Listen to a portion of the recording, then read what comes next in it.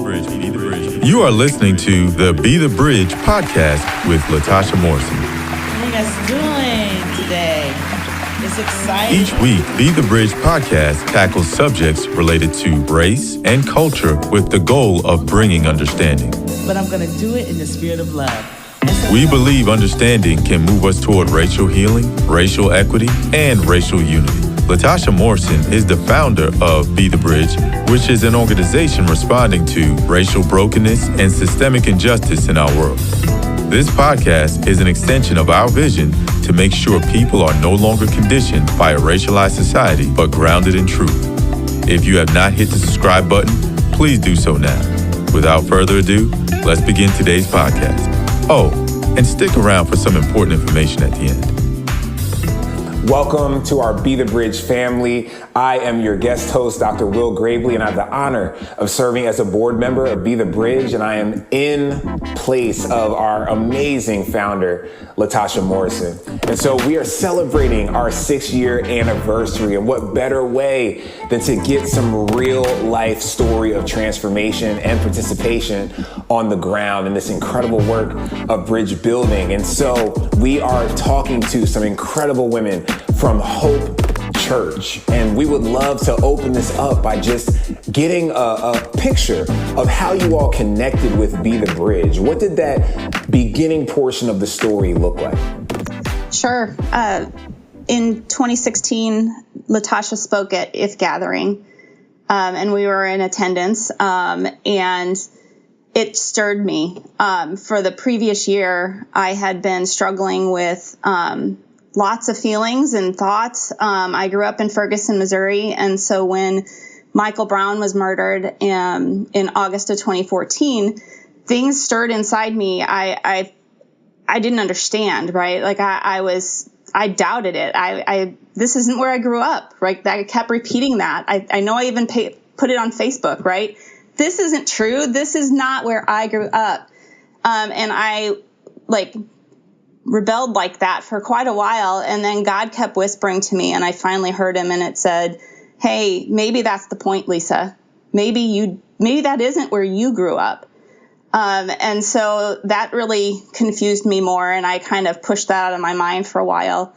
And then when I heard Latasha speak in March of 2016, it opened it up and it made me understand that I needed to understand that. I needed to understand why that was different for me growing up in Ferguson than my peers of color that were not in the same spaces as me. And so it really stirred me. And so I ran out of that session, right, and talked to Beth and said, hey, we need to do something. We've been talking, how do we build our outreach in our community? I said, we need to start somewhere else. We need to start digging in first. And so that's kind of how we got that brought to Hope, is through that IF Gathering speaking engagement. Wow, that's powerful. So you connected, as many have, with Latasha at the IF Gathering, but then something stirred in you, even with this personal experience in Ferguson, right? This connection of where you grew up and recognizing that, no, something wasn't quite right. This isn't the place I've known. Right. So we got that initial connection, and then we now hear of Beth and Hope Church. And how did this incredible work, this desire, this passion to see God's kingdom and racial justice and racial reconciliation work happen, how did that start to bleed into Hope and the life of the church? Yeah, so Beth is, I think at the time Beth was the connections pastor at Hope. And so that was her job, right? Connecting people with the places and things. So that's why I went to her. And then she kind of took it from there. So I'll kind of let her explain. Okay, Beth. So even in my position as a connections pastor, because that was largely focused on the church, I also got to dabble in local missions a lot. And we were serving in various public school districts, and that tie, I think, is what Lisa was saying. Like, we wanted to serve folks in our community that didn't look like us, but we didn't know their stories, I think was what Lisa was saying. We need to understand where they're coming from. And for me, I didn't grow up in Springfield, so Springfield is pretty significantly divided along a historic route.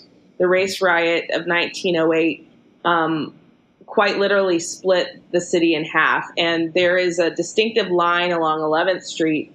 And the east side of Springfield is predominantly black, and the west side of Springfield is predominantly white. So as a person who didn't grow up here, just noticing that and questioning that, had all been a part of my experience when this conversation with Lisa happened.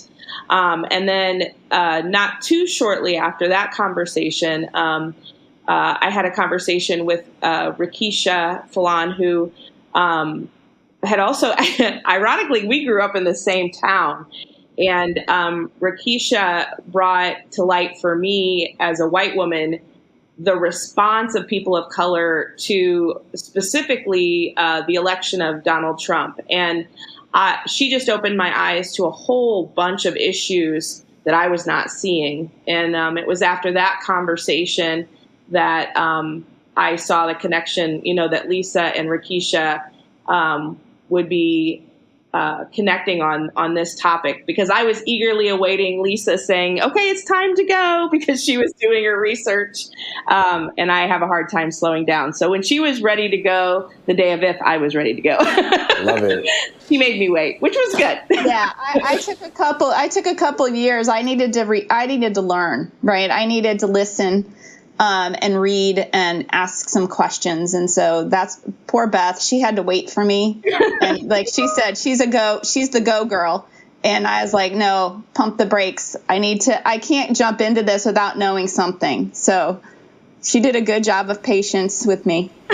Well, that's good. And that was a healthy choice. And I would love to hear, Rikeesha, just how that conversation with Beth, how you navigated that. How did you all connect? And then had you had any prior connection to Be the Bridge before this conversation happened? Yes, it was awkward. It was awkward, but also beautiful. I had spent some time stepping away from the church that I was a part of after 2016. And, it's really easy to think that a lot of that was my reaction to the 2016 election. And I think because I've spent a lot of time in politics, a lot of people think that my disengagement and disappointment and brokenheartedness over conversations on race and injustice in that time had to do with politics. To be very honest with you, I was brokenhearted over what I saw was a lack of Christ-like character in white evangelical spaces that refuse to disciple on anti-racism. So I stepped away from that space for quite a while, and I was introduced to Be the Bridge from another local church. I didn't go to the church, but Central Baptist was doing Be the Bridge, and they wanted to invite me in to be a part of that discussion. And I said yes, because I desperately needed to have the conversation, and I needed it to happen with my brothers and sisters that were white. So I participated in that. I learned a lot. I grew a lot. I got real honest about what it's like to grow up in all white evangelical spaces, to be kind of have issues of race covered up with language of brotherhood and sisterhood, only to find that my pastors and mentors in those spaces could not pastor me through the particular pain that racism and disenfranchisement causes. So I was angry, but also hungry for connection and conversation around this. So I went to the first Be the Bridge group, and then I connected with Beth, and she introduced me to Lisa, who has been my partner at Hope Church. And every time I hear Lisa talk about growing up in Ferguson and that reality check that the Holy Spirit brought to her, I just want to cry, because, at that same time, I was pretty convinced that white evangelicals couldn't hear God. But she could, and Beth could, and Hope Church opened a space for this conversation that I think is so important, not just for people of color and white people who are geared toward justice, but I think the work of anti-racism and Be the Bridge is part of discipleship, and it's part of how we mirror Christ-like behavior to the world. So I'm grateful. Wow. Well, first of all, you are three incredible sisters and bridge builders, to say the least. And so we thank you so much for engaging in this work and for being a part of birthing it at Hope Church. And would love to just hear a couple of thoughts. A lot of our groups are rooted in community. There may be neighbors, friends, co-workers that engage in this hard and holy work. But why do you feel that this is so critical to happen inside of churches and potentially as a church? Lisa, I heard some prayerful concern and discernment about selecting the right members to kick this off, as far as those that you thought were ready. And Rikeesha, I heard from your experience some pain and some trauma from navigating these white evangelical spaces. I would love to just hear each of you maybe just share a bit about why is this work so critical as a local church, if not simply within the local church itself? Somebody want to take that? I can. If you guys, or Beth, you should probably start. Yeah, I think he wants us all to take it. I know. That was so polite.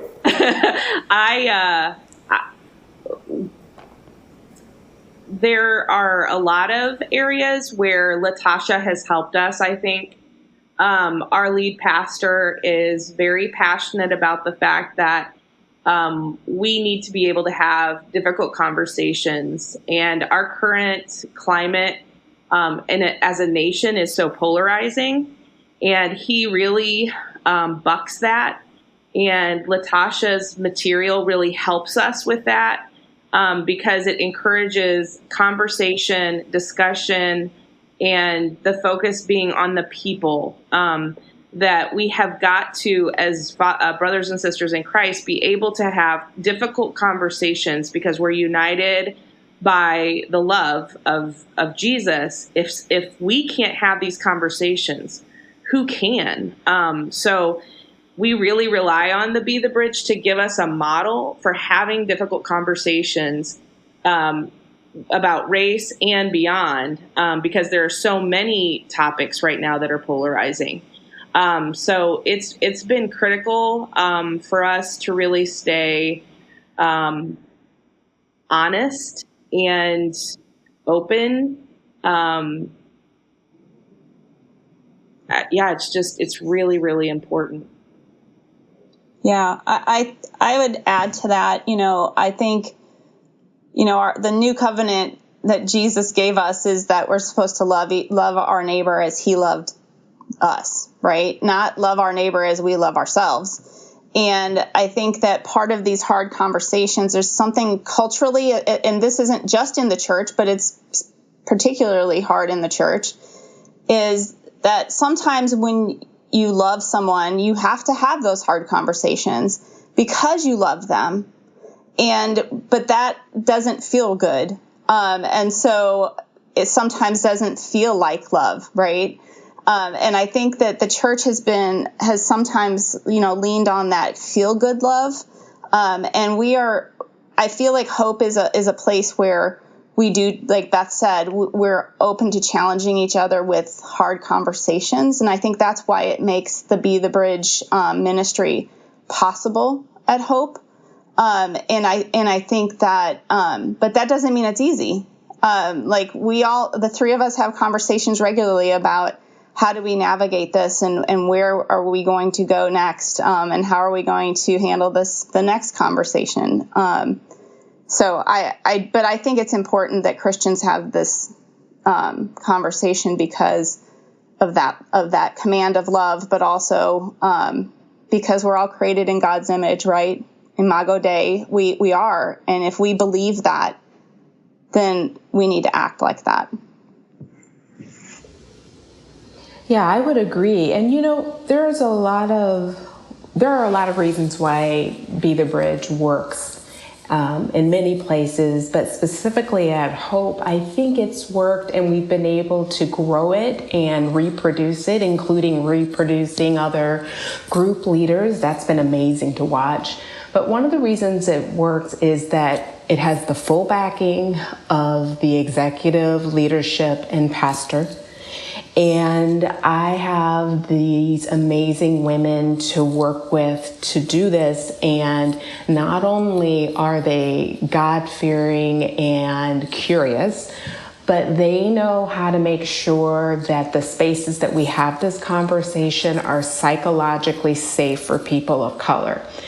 And there are just not a lot of places that are prepared to do that in a way that's thoughtful and healing and doesn't exacerbate trauma. But I really think it's been one of the unspoken or secret ingredients to why it works so well here is, yes, we have the curriculum. Yes, we've had the inspiration from Latasha and others, but the leadership backing and the psychological safety of being able to have these conversations in an honest way has been really impactful. And I'm not sure that it would be as successful without those things. That is incredible. Yes, to have the full backing of leadership. And you said something very, very critical, psychological safety. Are we truly creating a safe space for others to be their full selves as we do this bridge building work together? That's incredible. You also shared some rich history amongst the group, both having ties to Ferguson, but also this notion of Springfield and 11th Street or 11th Avenue being sort of this dividing line between East and West. I'm curious, where does Hope fall? And even as we discuss where Hope might be situated within the city or the surroundings, what impact have you seen actually taking place in Hope, both inside of your group and amongst the larger congregation? Well, to my great chagrin, we are on the far, far west side of Springfield. It drives me quite batty. We are off. We're even off of the bus route. So that is not my favorite thing about Hope by any stretch. And what that means is that we have a lot of fingers in a lot of different smaller communities outside of Hope, which is interesting. Outside of Springfield, which is also interesting. As far as the impact,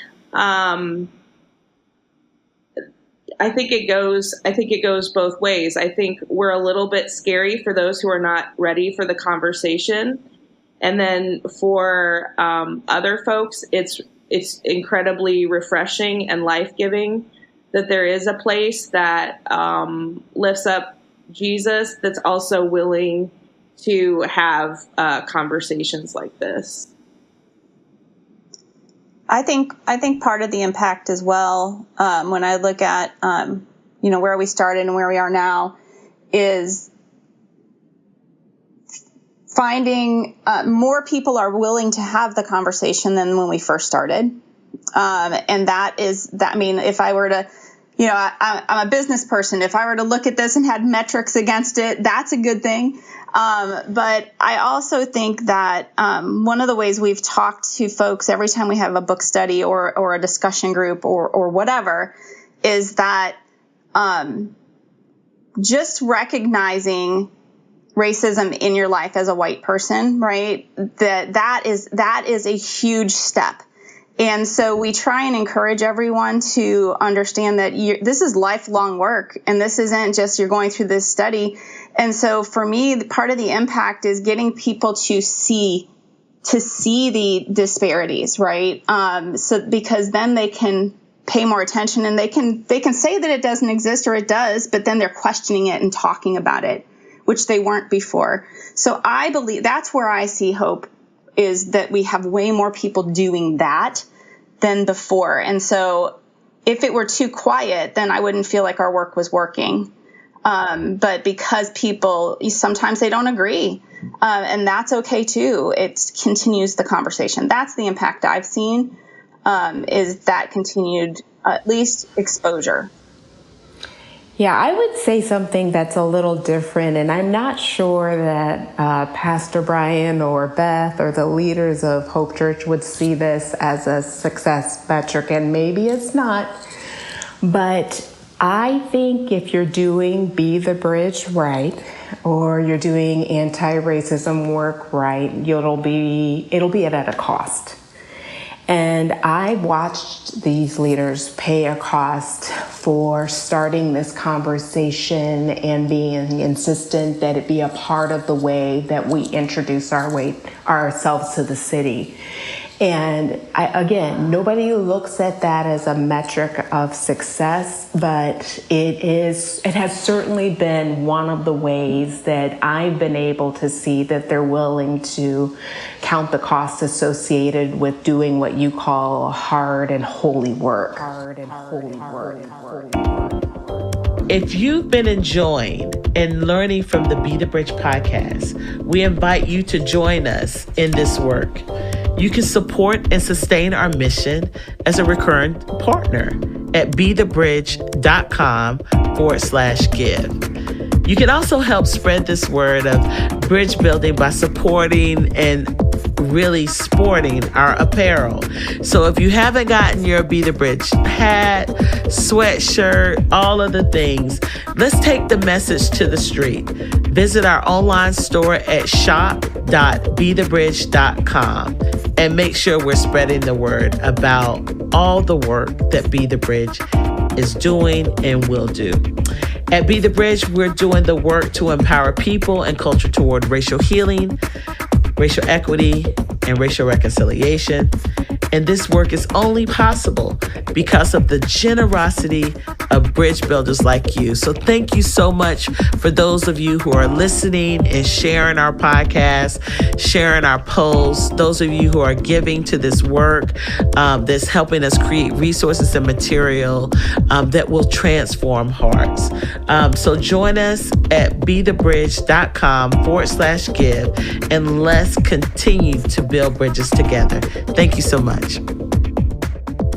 No, that's excellent. And yes, you're right. It is sort of a metric of success that flies under the radar, is that there's challenges that surface, there's tensions that surface.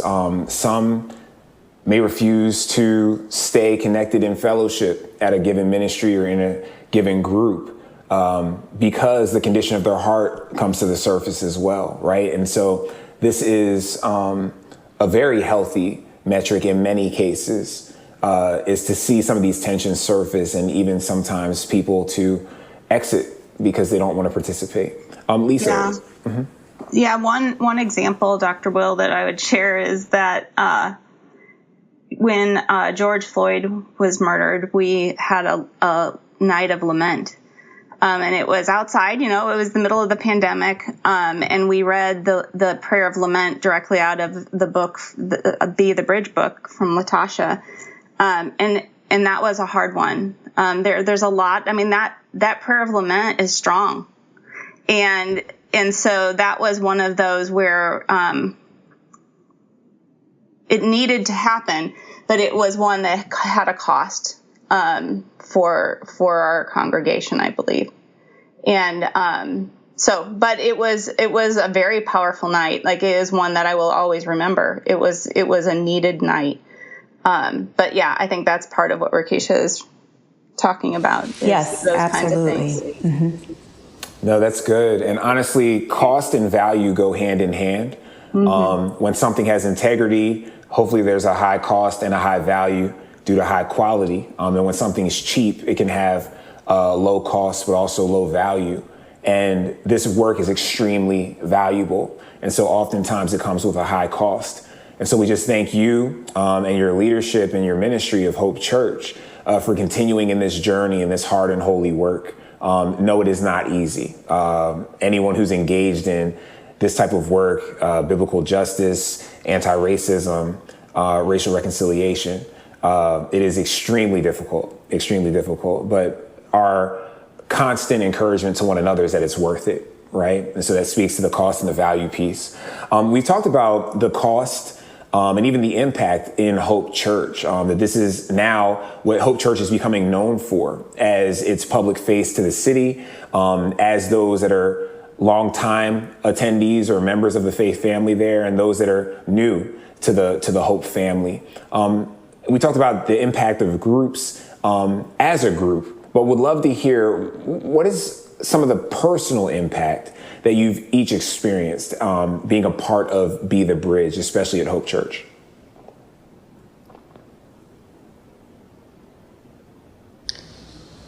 Well, I can say that for me, after being in spaces where no one wanted to have the conversation, there's something really powerful about being in a space where they just simply pass you the mic and they listen. And that sounds so simple and maybe even trite, but the way that they opened their hearts and the way that they created a platform and didn't just invite people of color in just so that they could meet a certain quota for Be the Bridge, but actively sought ways to learn and be a part of even my healing is really something I'll never forget. Wow, Rikeesha, that's powerful. Very powerful. I think for me, I think that it's been the biggest lesson in humility of my life. And I say that from, growing up in a family where, my mom was very much a feminist that was like, you're powerful. You have power as a woman. Right. And so to me, it was always like I needed to take the lead. Right. And what I've learned in this work is that while I need to be a leader, I don't have to take the lead. And I shouldn't take the lead in some things. And that has been a hard thing for me to learn. And it's not a weakness position. It is a respect position. And so I've been super fortunate, too, to have Rikeesha as my co-leader because I trust her and I can follow her. So that's been powerful for me. And to the point where, like, spiritually powerful, right? Like, biblically powerful for me to really understand what that means and that it's not a weakness, it is a strength. And so that's probably the biggest thing. And so and I listen better. I listen far better than I ever have in my life. And I attribute that to this work. Wow, that's incredible, Lisa. So far we've just heard about this space becoming a space of healing. And even something that seemingly is simply polite as far as passing the mic and creating space is actually quite profound and powerful. And even this notion of listening, learning, keeping a posture of learning, even as you continue to lead in this work, but not always having to lead everything. What a powerful lesson in humility. Beth, how about you? What is a picture or a glimpse of some of the personal impact that Be the Bridge has had on your life? It's really vast, so this is a really hard question. But I think anytime you open yourself up to diversity of thought, of culture, it just like Lisa was saying, like it just shows you how much there is to learn. It shows you how broken you still are, and how much work you have to do on a spiritual level still. And then it also just like shows you the vast richness of God, that all these different people are they just have so much to offer. In the Midwest, sometimes in our small towns, it's pretty easy to surround yourself. And maybe this is true in lots of places, to just surround yourself with like everybody's like me. But when you get out there and expose yourself to the diversity of people that God has created, it's super humbling, and there's so much to learn. Wow, what a powerful picture. Yeah, I think in many spaces we have this habit of surrounding ourselves with likeness. And oftentimes it's out of some hidden fear, insecurity that we all just share, right? The familiar seems safe. And so what an incredible opportunity through Be the Bridge to learn from others that don't look like us, vote like us, live like us. What an incredible lesson for us all. So now let's talk about this. And you touched on it a little earlier, all three of you. But what did reproduction in your church when it comes to Be the Bridge look like? You all launched this group. In what ways have you reproduced this work inside of your ministry, inside of Hope Church? Well, I think Rikeesha and Beth both talked about it a little bit. We have this model, and it started with Rikeesha having already gone through the curriculum of the discussion group, right? And so we decided early on that we really wanted to try and reproduce leaders by having one person who has led a group co-lead with someone who hasn't but has gone through the curriculum, so that they were educated enough to be able to talk through. And boy, people get super nervous about being a leader of one of these groups. So it sure helps us by saying, hey, if you've been through the group, you know how to lead these conversations. So we've done that. Now that means it's taken we've had to go slower than maybe we would have, but we feel like quality wise, it's been solid. But it's also challenging. We don't have a lot of people of color in our congregation, so we've also had to get a little creative there. And I'd love for Beth to talk a little bit about that. So, yeah, we've had an opportunity because of different partnerships in the community. Through our partnership with one of the elementary schools, we've made connections. Our lead pastor is good friends with Dr. Newman, who's a pastor at Fresh Visions, which is a predominantly Black church. So we've just kind of reached out through our community connections to find other folks to partner with in that. And that's been a great experience as well. Yeah, that sounds incredible. That not only were bridges being built amongst the group members themselves, but even from Hope Church out to other faith families in the community. Yeah, that's incredible. Okay, so this piece of reproduction, I love this model of pairing people up, those that had been through at least a study guide before, had some experience, and those who were kind of new to the experience. This sounds like discipleship, right? And so this is quite a healthy model, not just in the bridge building work when it comes to culture, but also this bridge building work when it comes to the life of a church. So if you're out there and you're listening, is Be the Bridge for us? How would we implement Be the Bridge in our faith family?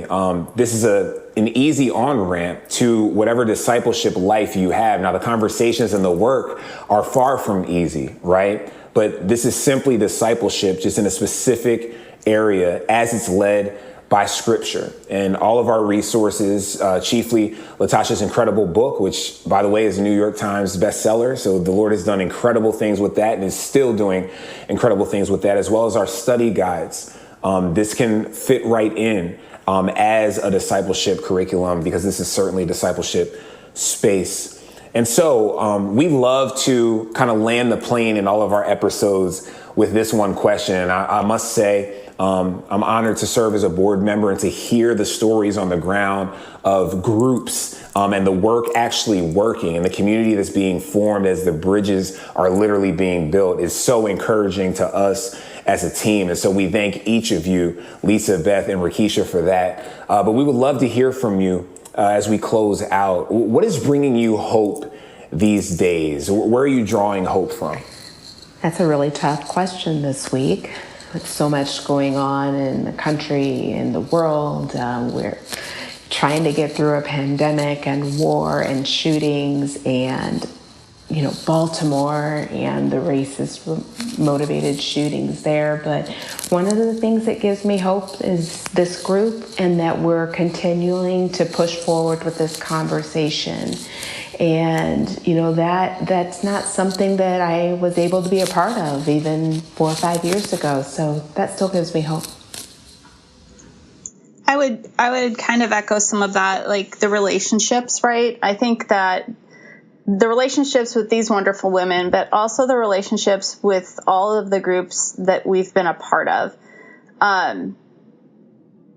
that's hopeful for me, right? Like, even if it's just glimmers, even if it's just little light bulbs going on in people's faces when we're talking about something, like that to me is what, like, I feel like that I'm called to do that, like in a white space, that I'm called to introduce and make aware and make connections with something that matters to these people that I'm working with in the church, to get them to want to dig in deeper. So when I see a little glimmer, that's the hope that keeps me going, because I believe whether that's educational disparities, health disparities, criminal justice disparities, whatever it is, there's something that's interesting enough that they're willing to dig deeper into it.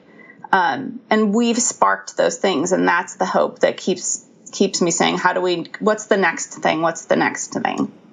I think what came to mind when you said that was a couple of faces of young women who are excited to jump into this work. This one young leader that we have who is going to be leading our Why Be the Bridge, which is kind of an introduction to Be the Bridge this summer. Just her tenacity and her desire to get in there and lead a group, and young people like that are so exciting to me. And as we enter post-pandemic world, like, hope is looking younger and younger, which it's just super exciting to think about what those young people will be doing as we lead them, with Christ. And yeah, that's super, super exciting, super hopeful. Well, we certainly are drawing hope from your experience and your stories and what you all have shared with us, not only today, but along the journey of doing this incredible work. And so for that, we are so grateful. Just want to leave with some words of encouragement to other folks that may be in leadership at a church or may simply be a part of the faith family there, but feel this pull, feel this tug to engage in this holy and hard work, who may be considering bringing Be the Bridge to their community of faith, starting a group, starting a study. What encouragement might you say? And maybe we can frame it this way, in a sense of how we began. Those that might be on the east side of Springfield, those that might be on the west side and somewhere in between, those that find themselves both in beautifully diverse spaces and also those that might be in homogenous spaces. How might you encourage those that are wrestling with whether their church can also participate and Be the Bridge? My encouragement would be, first, to just pray, because he's going to make a way. And two would be just, and one of the things you can pray for is, who is it, Lord? Like, who do you have for me? And then start that conversation. So whether that is, the Indian neighbor that you have that you've never had a conversation with, or the Black family that works in your, you work with the dad in your office, whoever it is, just ask the Lord for that person and start the conversation and see what he does. I would say that it's super scary, right? I get that it's super scary. And there's a lot of fear around, I'm going to say the wrong thing. I'm going to put my foot in my mouth. Yes, we all do. I do. And I did 2 years of work before I had the first group, right? Like, I still know that I am not going to say the right thing or do the right thing. And that's okay. We're broken. That's the world we live in. God knows that. And our neighbors will know that too. Thank you. Thank you for the encouragement, Lisa. Well, not to get too preachy, but I think for me, the work starts with thinking about this work as part of spiritual formation. And when you see racism as sin and anti-Christ, the work becomes an imperative, and it becomes an act of spiritual discipline to follow this path. And I think it's important for the world to see that about us as Christians. Yes. Well, that is an incredible encouragement. And yes, this is hard and holy work. This is God's heart for God's people. And it should show up in the community, but most chiefly in the church, in our faith families. And so we encourage you all.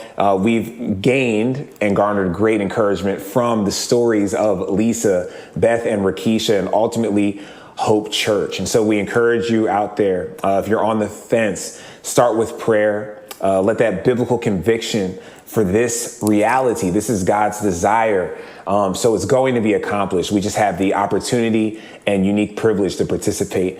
We encourage you to join the family. And so thank you to this incredible family of Hope Church for connecting with us as a Be the Bridge family. And so this is Dr. Will Gravely sitting in for our amazing founder, Latasha Morrison. And we are signing out as we celebrate our 6-year anniversary. Thank you so much to Hope Church, to Lisa, Beth, and Rikeesha, and to all of you listening out there. We love you all, and let's continue to do this incredible work. Go to the donors table if you'd like to hear the unedited version of this podcast. Thanks for listening to the Be the Bridge podcast. To find out more about the Be the Bridge organization and or to become a bridge builder in your community, go to bethebridge.com. Again, that's bethebridge.com. If you've enjoyed this podcast, remember to rate and review it on this platform and share it with as many people as you possibly can. You can also connect with us on Facebook, Twitter, and Instagram. Today's show was edited, recorded, and produced by Trayvon Potts at Integrated Entertainment Studios in Metro Atlanta, Georgia. The host and executive producer is Latasha Morrison. Lauren C. Brown is the senior producer. And transcribed by Sarah Conitzer. Please join us next time. This has been a Be the Bridge production.